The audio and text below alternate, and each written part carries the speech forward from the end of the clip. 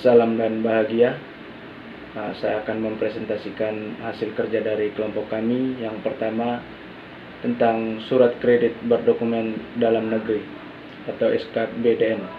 Menurut Peraturan Bank Indonesia Nomor 5/PBI/2003 tentang surat kredit dokumen dalam negeri, bahwa yang dimaksudkan dengan SKPDN adalah surat kredit berdokumen dalam negeri atau SKPDN, atau lazim dikenal sebagai letter of credit dalam negeri, adalah setiap janji tertulis berdasarkan permintaan tertulis pemohon yang mengikat bank pembuka untuk yang pertama melakukan pembayaran kepada penerima atau ordernya, atau mengaksep dan membayar wesel yang ditarik oleh menerimanya.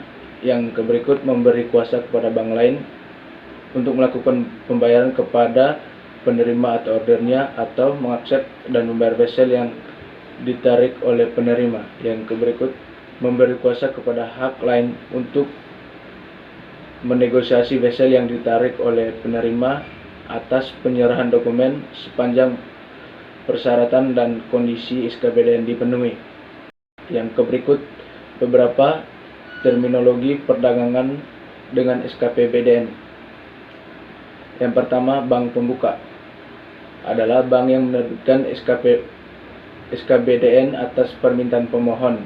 Yang kedua, bank tertunjuk adalah bank yang diberi kuasa untuk melakukan pembayaran atas unjuk melakukan ekspektasi wesel atau melakukan negosiasi. Yang berikut, bank penerus adalah bank yang meneruskan SKPDN kepada penerima. Yang berikut, bank pengkonfirmasi adalah bank yang mengkonfirmasi SKPDN dengan mengikat diri untuk membayar, mengaksep, atau mengambil alih wesel yang ditarik atas SKBDN tersebut. Yang berikut, bank pembayar adalah bank yang melakukan pembayaran kepada penerima atas penyerahan dokumen yang telah diisyaratkan SKPDN. Yang berikut, bank perembus adalah bank yang ditunjukkan oleh bank pembuka untuk melakukan pergantian pembayaran kepada bank pembayar. Yang berikut, bank pengirim adalah bank yang mengirim dokumen yang disyaratkan dalam SKPDN kepada bank pembuka. Yang berikutnya, transfer adalah bank permintaan penerima melaksanakan pengalihan SKPDN baik sebagian maupun seluruhnya kepada beberapa pihak lainnya. Yang berikut, bank tertarik adalah bank yang berkewajiban untuk melakukan pembayaran atas wesel yang ditarik padanya. Yang berikut, bank pengaksep adalah bank yang melakukan ekspektasi atas wesel SKBDN. Yang berikut, negosiasi adalah pengambil alihan wesel dan atau dokumen oleh bank dengan disertai pembayaran. Yang berikut, pemohon adalah orang atau badan usaha yang mengajukan permohonan untuk membuka SKBDN pada pihak bank. Yang berikut, penerima adalah orang atau badan usaha yang disebut dalam wesel SKBDN atau surat perjanjian lainnya yang terkait dengan SKBDN sebagai pihak yang berhak menerima pembayaran. Yang berikut, janji. Janji tertulis adalah janji bank yang dapat dilakukan dengan surat, teleksif maupun secara lainnya menurut kelaziman dalam praktik perbankan. Yang berikut, hari kerja perbankan yang dimulai dari hari Senin sampai dengan hari Jumat, kecuali hari libur nasional dan hari libur khusus yang ditetapkan oleh pemerintah. Sekian presentasi dari saya, selanjutnya akan dijelaskan oleh teman saya. Baik, di sini saya akan melanjutkan presentasi mengenai mekanisme sederhana transaksi dengan SKBDN. Secara sederhana, hubungan antara bank penerbit dengan bank pembayar dan para pihak yang terlibat transaksi dapat digambarkan sebagai berikut. Dapat dilihat dalam PPT. Pertama, antara pembeli dan penjual, barang terjadi kontrak pembelian atau penjualan dengan syarat pembayaran menggunakan SKBDN. Yang kedua, pembeli membuka SKBDN di issuing bank sebesar nilai kontrak. Yang ketiga, issuing bank memberitahukan kepada paying bank bahwa SKBDN atas nama pemohon telah dibuka. Yang keempat, paying bank selanjutnya meneruskan ke pihak beneficiary bahwa SKBDN telah dibuka. Yang kelima, penjual selanjutnya mengirimkan barang yang diperjanjikan melalui perusahaan pengangkut. Yang keenam, bukti penerimaan barang selanjutnya diserahkan kepada pihak bank dan kepada pihak pembeli. Yang ketujuh, bank penerbit memberitahukan kepada bank pembayar bahwa barang telah diterima sesuai dengan spesifikasi yang tertulis dalam SKBDN. Yang kedelapan, bank pembayar meneruskan kepada beneficiary dan melakukan negosiasi pembayaran. Yang kesembilan, beneficiary selanjutnya menandatangani wesel yang diterbitkan bank pembayar. Yang kesepuluh, bank pembayar menyerahkan wesel yang diterbitkan kepada bank penerbit SKBDN untuk segera dipenuhi. Yang ke-11, bank pembayar membebankan kepada pihak aplikan untuk memenuhi seluruh setoran jaminan. Yang ke-12, bank penerbit memberikan konfirmasi bahwa seluruh dana untuk SKBDN dimaksud telah efektif. Dan yang terakhir, bank pembayar melakukan pembayaran kepada beneficiary. Selanjutnya, saya akan menjelaskan mengenai penerbitan SKBDN. Nah, beberapa ketentuan yang harus ditaati untuk penerbitan di SKBDN adalah: pertama, pemohon dan penerima berkedudukan di dalam negeri. Yang kedua, dalam hal SKBDN dibuka dalam valuta asing, bank perembus dapat berkedudukan di luar negeri. Yang ketiga, SKBDN hanya dilakukan untuk transaksi perdagangan barang. Yang keempat, dalam hal transaksi perdagangan barang tersebut, terkait dengan transaksi perdagangan jasa yang tidak dapat dipisahkan satu sama lain, nilai barang harus lebih besar dari nilai jasa. Yang kelima, transaksi perdagangan barang tersebut hanya dapat dilakukan dengan batasan bahwa perpindahan barang dilakukan di dalam negeri atau perpindahan barang boleh dilakukan dari dalam negeri ke luar negeri sepanjang SKBDN diterbitkan atas dasar L atau C dan non-L atau C untuk tujuan ekspor.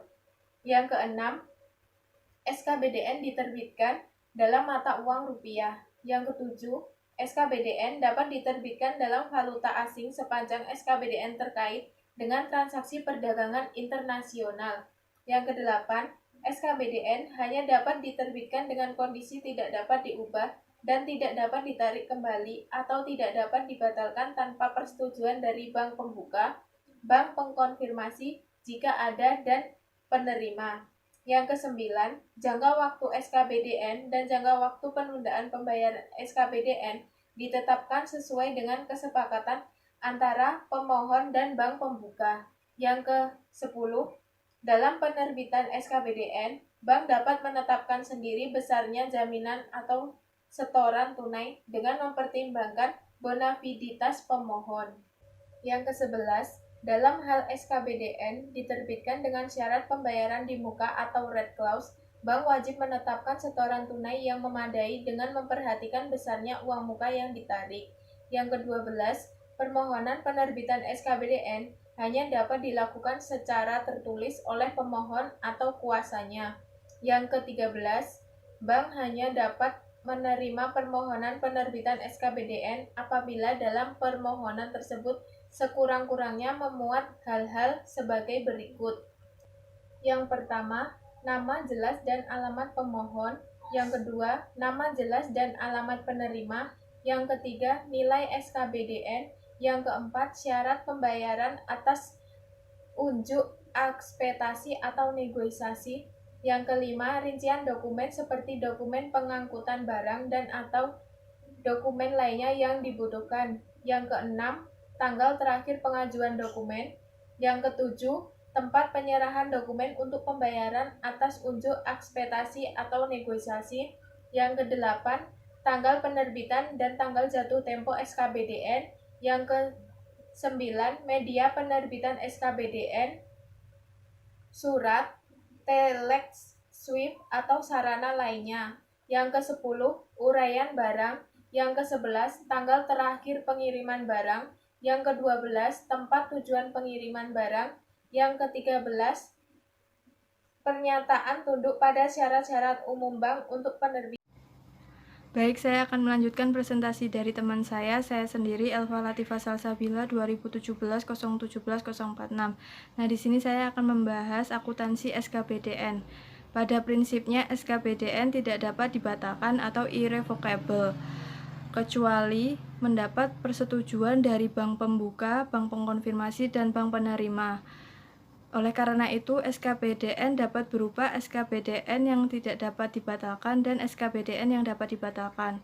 SKBDN yang tidak dapat dibatalkan merupakan transaksi yang bersifat komitmen, sedangkan SKBDN yang dapat dibatalkan merupakan transaksi yang bersifat kontingensi atau bersyarat. Sebagai komitmen, tak dapat dibatalkan dan ada kepastian. Sedangkan yang bersifat kontingensi atau bersyarat memberikan indikasi kelanjutan transaksi ini bergantung pada bank penerbit, bank pengkonfirmasi, dan bank penerima atas transaksi yang bersyarat. Keduanya dicatat dalam rekening administratif SKBDN tidak dapat dibatalkan atau SKBDN yang dapat dibatalkan dan masih berjalan dalam rangka perdagangan dalam negeri. Nah, di sini ada contohnya di halaman 323, penerbitan SAIK SKBDN yang ditujukan pada nasabah bank cabang sendiri. SAIK SKBDN sendiri merupakan SKBDN atas unjuk, yang artinya kapanpun diunjuk, SKBDN dapat dicairkan. SKBDN tersebut sewaktu-waktu dapat sepanjang hasil konfirmasi telah memberikan kepastian setoran jaminan penuh. Nah, dalam SKBDN ini juga harus dicantumkan secara jelas persyaratan SKBDN atas unjuk.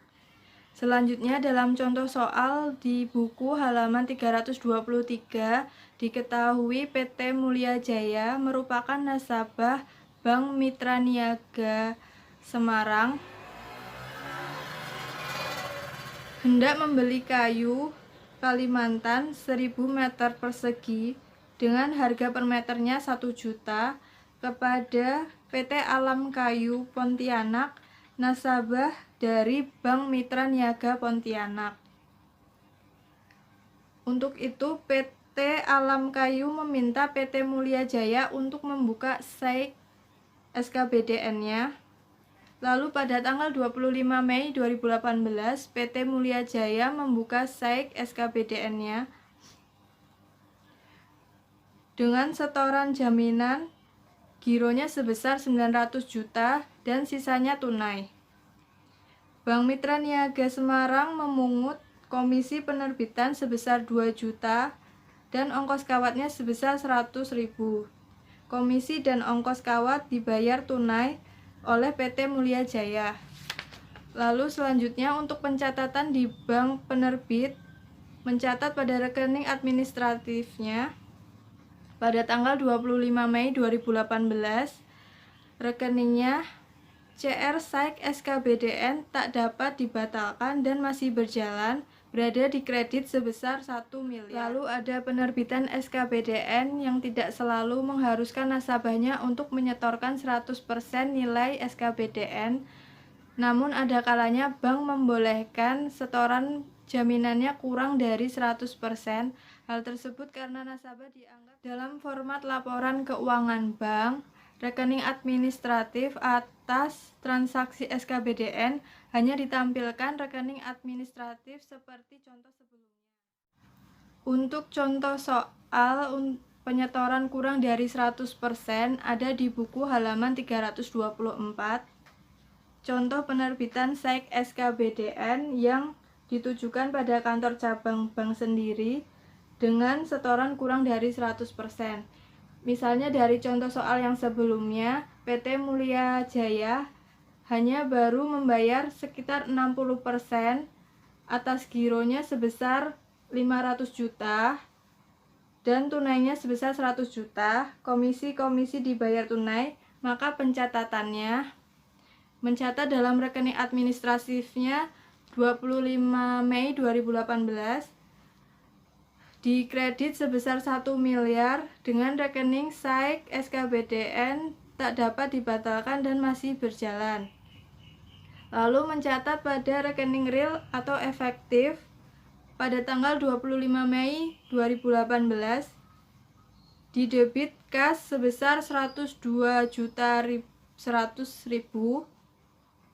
giro PT Mulia sebesar 500 juta di debit, setoran jaminan SKBDN sebesar 600 juta di kredit, pendapatan komisi penerbitan 2 juta di kredit, dan pendapatan ongkos kawat sebesar 100.000 di kredit. Pencatatan penyelesaian atau pembayaran untuk SAIK SKBDN yang setoran jaminannya kurang dari 100%. Kekurangan setoran jaminan harus dilunasi terlebih dahulu sebelum seluruh kewajiban bank penerbit dilakukan terhadap bank pembayar. Bila pihak aplikan party tidak mampu membayar, maka kekurangannya dapat dikonversi ke kredit yang diberikan. Fasilitas ini disebut sebagai fasilitas overdraft atau talangan atau cerukan. Perlakuan overdraft ini seperti kredit pada umumnya, artinya pihak debitur atau aplikat dikenai biaya provisi dan administrasi. Fasilitas overdraft sendiri merupakan perpanjangan kredit dari bank yang diberikan ketika saldo dalam rekening mencapai 0. Lalu ada pencatatan di bank penerbit saat pembayaran. Misalnya kekurangan setoran jaminan yang tadi dikonversikan menjadi kredit yang diberikan dengan provisi sebesar 2,5% dan biaya administrasinya sebesar 400.000. Provisi dan biaya administrasi diterima tunai, maka pencatatannya adalah pada tanggal 25 Mei 2018 di debit 1 miliar, SAIK SKBD tak dapat dibatalkan dan masih berjalan. Lalu mencatat pada rekening real atau efektif kas sebesar 10.400.000 di debit. Ini diperoleh dari pendapatan provisi kredit. Diketahui tadi kan diberikan dengan provisi 2,5%. 2,5% ini dikali dengan yang kekurangan yang belum disetorkan, yaitu 400 juta, atau kredit yang diberikan itu 400 juta. Jadi 25% dari provisi dikali dengan kredit yang diberikan sebesar 400 juta. Maka hasilnya adalah 10 juta. 10 juta ini ditambahkan dengan pendapatan lain atau administrasi, di mana tadi dikatakan biaya administrasinya 400.000. Jadi 10 juta ditambah dengan 400.000, hasilnya adalah 10.400.000 kas di debit. Lalu kredit yang diberikan sebesar 400 juta. 400 juta ini merupakan kekurangan yang belum disetorkan. Kan tadi di contoh sebelumnya kan baru membayar atau beban gironya itu baru 500 juta dan tunainya sebesar 100 juta. Jadi masih ada kekurangan 400 juta. Kekurangan tersebut yang dikonversikan ke kredit. Jadi kredit yang diberikan sebesar 400 juta di debit. Lalu setoran jaminan SKBDN sebesar 600 juta. Ini yang di keterangan contoh tadi, yaitu giro sebesar 500 juta dan 100 juta. Dijumlah jadi hasilnya 600 juta. Lalu dikredit sebesar 1 miliar RAK cabang Pontianak. Pendapatan provisi kredit sebesar 10 juta. Pendapatan lain-lain administrasi sebesar 400 juta. Lalu mencatat di Bank Mandiri cabang Pontianak. Rekening RAK cabang Semarang didebit sebesar 1 miliar dan dikredit 1 miliar kredit giro PT Alam Kayu. Lalu penerbitan SKBDN dapat ditujukan kepada bank lain pada wilayah bank yang dituju bank penerbit memiliki kantor cabang. Bila demikian, maka penyelesaian transaksi harus melalui kantor cabang bank sendiri yang terdekat dengan bank yang dituju atau bank lain melalui clearing. Namun, bila bank penerbit tidak memiliki kantor wilayah atau kantor cabang di wilayah bank tertuju, maka menggunakan bank koresponden yang memiliki cabang di wilayah tersebut. Bank koresponden itu sendiri merupakan bank yang berdasarkan suatu perjanjian mempunyai hubungan dengan bank lain untuk saling memberikan jasa dan melakukan transaksi untuk dan atas nama bank yang berkepentingan. Lalu ada contoh penerbitan SEC SKBDN yang ditujukan pada bank lain melalui bank koresponden. Nah, di sini PT Mulia Jaya nasabah dari Bank Mitra Niaga Semarang hendak membeli kayu Kalimantan 1000 meter persegi dengan harga per meternya 1 juta kepada PT Alam Kayu Pontianak yang merupakan nasabah Bank BPD Pontianak.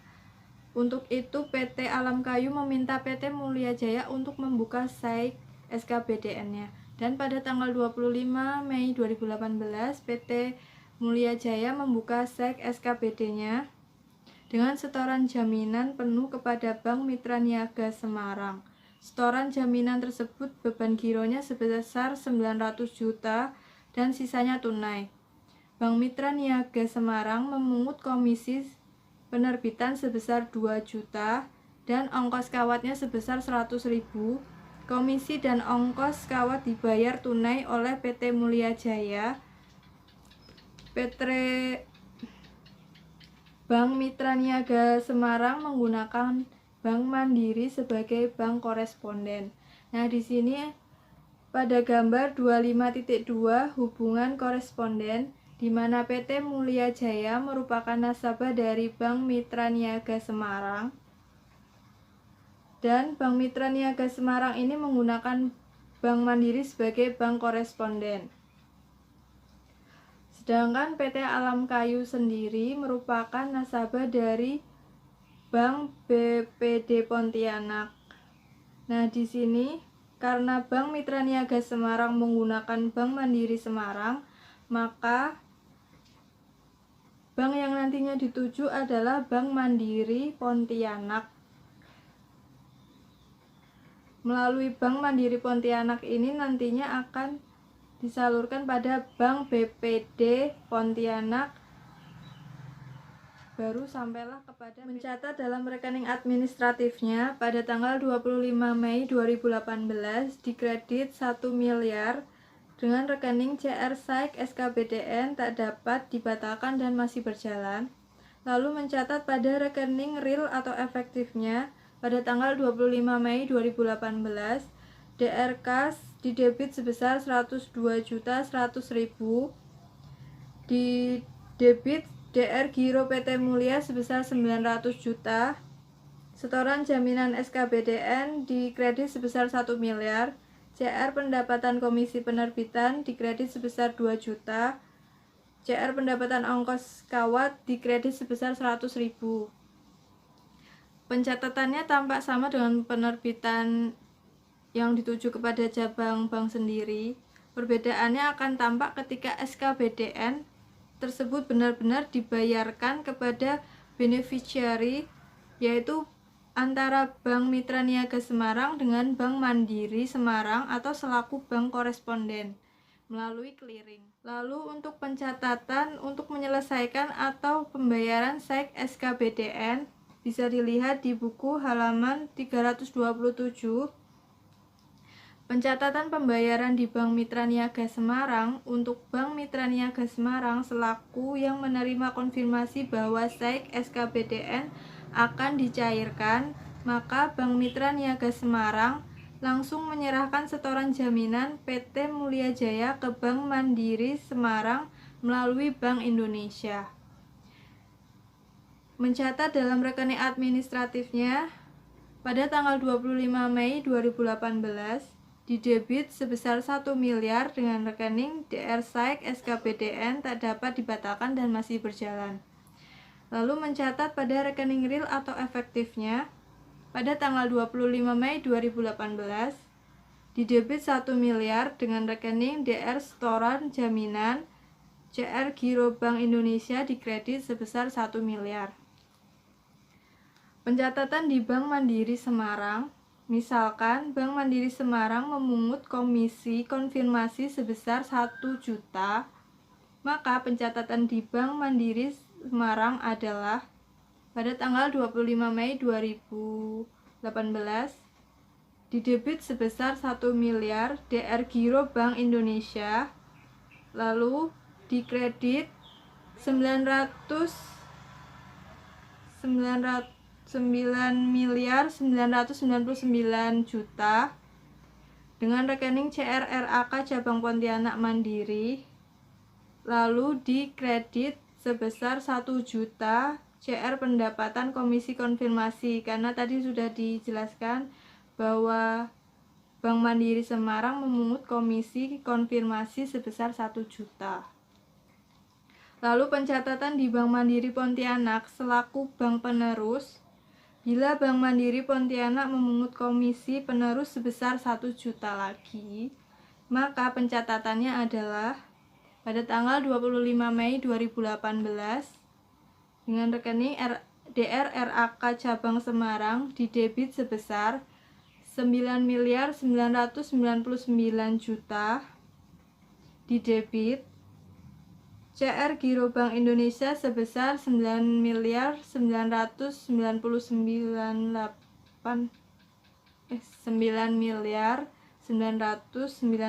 juta dikredit, dan CR pendapatan komisi penerus dikredit sebesar 101 juta. Selanjutnya ada pencatatan di Bank BPD Pontianak, di mana telah diketahui tadi bahwa PT Alam Kayu Pontianak sendiri merupakan nasabah dari Bank BPD Pontianak. Bank BPD Pontianak selaku paying bank akan langsung membukukan pada rekening beneficiary PT Alam Kayu Pontianak sebesar yang diterima dari Bank Indonesia atau clearing dengan Bank Mandiri Pontianak sebesar 9 miliar 998 juta. Pencatatannya tanggal 25 Mei 2018 dengan rekening DR Giro Bank Indonesia didebit sebesar 9 miliar 998 juta didebit, dan CR Giro PT Alam Kayu dikredit sebesar 9 miliar 998 juta. Selanjutnya, saya Dinda Putri Aryana, NIM 2017017053. Di sini saya akan meneruskan presentasi dari teman saya tentang pencatatan Usens SKBDN. Usens SKBDN adalah SKBDN yang pembayarannya secara berjangka dengan menggunakan wesel berjangka. Pihak beneficiari tidak bisa langsung menerima pembayaran tunai ketika barang dikirim kepada pembeli. Penerbitan Usens SKBDN umumnya disepakati setoran jaminan kurang dari 100%. Dengan demikian, pihak aplikan harus melunasi pada saat seluruh barang sudah dikirim atau saat SKBDN efektif. Sebagai contohnya dapat dilihat di halaman 328, yaitu PT Omega Jakarta membeli furniture senilai 500 juta kepada PT Jati Art di Semarang. Untuk memenuhi permintaan, PT Omega diminta menerbitkan Usens SKBDN berjangka untuk menjamin pengiriman barang tersebut dibayar. PT Omega adalah nasabah Bank ABC Jakarta, sedangkan PT Jati Art adalah nasabah Bank ABC Semarang. Pembukuan Usens SKBDN tanggal 1 Juli 2017 dengan setoran jaminan senilai 300 juta atas beban giro PT Omega. Komisi penerbitan sebesar 2 juta diterima bank dalam tunai. Usens SKBDN ini bersifat reversible. Pencatatannya adalah penerbitan Usens SKBDN di Bank ABC Jakarta adalah pada tanggal 25 bulan 5 2017. Rekeningnya yaitu Usance SKBDN dapat dibatalkan atau reversible dan masih berjalan di debit sebesar 5 juta. Dan untuk mencatat pada rekening real efektif atau efektif tanggal 25 bulan 5 2017 dengan debit giro PT Omega sebesar 300 juta dan kredit setoran jaminan SKBDN sebesar 300 juta. Penerbitan usance ini akan diikuti penerbitan wesel berjangka usance SKBDN di bank pembayar. Wesel ini ditandatangani oleh beneficiari bila pihak beneficiari menghendaki pencairan sebelum jatuh tempo. Maka wesel tersebut dapat didiskontokan atau dijual belikan. Namun untuk dapat dijual belikan, syarat wesel yang diterbitkan bank pembayar tersebut harus diaksep oleh bank penerbit. Akseptasi wesel merupakan bentuk tanggung jawab bank penerbit usance SKBDN untuk sanggup membayar SKBDN sekiranya jatuh tempo.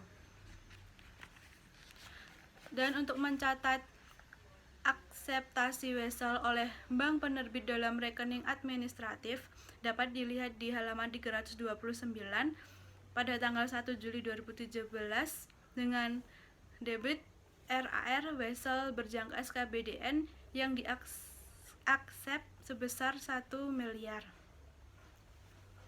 Pada wesel jatuh tempo berarti seluruh transaksi dengan bank penerbit yang berkaitan dengan usance SKBDN maupun wesel harus diselesaikan. Penyelesaian wesel merupakan berakhirnya SKBDN. Misalnya dalam jangka waktu 3 bulan sejak bulan 1 Juli 2017, maka pada akhir periode seluruh kewajiban terhadap bank pembayar harus dipenuhi. Kekurangan setoran jaminan dilunasi secara tunai. Dengan pencatatannya adalah pada tanggal 30 bulan 9 2017 dengan kredit RAR usance SKBDN dapat dibatalkan dan masih berjalan yaitu 500 juta. Sedangkan untuk mencatat pada rekening real atau efektif pada tanggal 30 bulan 9 2017 dengan debit setoran jaminan SKBDN sebesar 300 juta, kas due debit sebesar 200 juta dan kredit RAK cabang Semarang sebesar 500 juta. Dengan demikian, jurnal pencatatannya adalah pada tanggal 1 bulan 8 2017 di debit yaitu wesel SKBDN yang didiskontokan sebesar 500 juta, di kredit yaitu giro PT Jati Art sebesar 483 juta, pendapatan komisi negosiasi sebesar 2 juta di kredit, dan pendapatan bunga diterima di muka di kredit sebesar 15 juta. Selanjutnya, pencatatan di cabang pembayar. Pada saat penerbitan wesel berjangka SKBDN, tanggal 30 bulan 9 2017 dengan debit RAK cabang Jakarta sebesar 500 juta, giro PT Jati Art kredit sebesar 498 juta, dan pendapatan komisi negosiasi di kredit sebesar 2 juta. Selanjutnya, tanggal 30 bulan 9 2017 dengan rekening RAR wesel usance SKBDN belum jatuh tempo terletak di debit sebesar 500 juta. Pada saat penerbitan wesel berjangka SKBDN tidak selalu dicairkan pada saat jatuh tempo, sangat tergantung pemegang wesel tersebut. Bila pemegang wesel membutuhkan uang sebelum wesel jatuh tempo, maka mendiskontokannya atau menjualnya. Wesel yang didiskontokan akan dikenakan diskonto tertentu oleh bank pembayar. Perhitungan hari diskon selanjutnya yaitu pengalihan SKBDN. SKBDN dapat dialihkan atau transferable SKBDN adalah SKBDN di mana penerima pertama berhak untuk mengajukan permohonan kepada bank penerus yang membayar atau menegosiasi untuk mengalihkan SKBDN tersebut, baik seluruhnya maupun sebagian kepada satu atau beberapa pihak penerima kedua. Namun demikian, tidak semua SKBDN dapat dialihkan. SKBDN hanya dapat dialihkan jika di dalamnya secara tegas dicantumkan kata dapat dialihkan atau transferable, sedangkan istilah lainnya tidak diperkenankan. SKBDN hanya dapat dialihkan satu kali kepada penerima kedua. Pengalihan SKBDN akan berkonsekuensi bahwa nama dan alamat penerima pertama dapat diganti dengan nama dan alamat pemohon, kecuali SKBDN asli mewajibkan nama pemohon secara khusus dicantumkan dalam setiap dokumen selain dari faktur. Di samping itu, bank dapat menerima faktur atau wesel kedua sepanjang nilainya tidak melebihi nilai SKBDN asli. Bank yang seharusnya menjadi bank pembayar bila melakukan pengalihan SKBDN maka menjadi bank pentransfer, yaitu bank yang mengalihkan SKBDN atas dasar permintaan beneficiary. Sekian presentasi dari kelompok kami.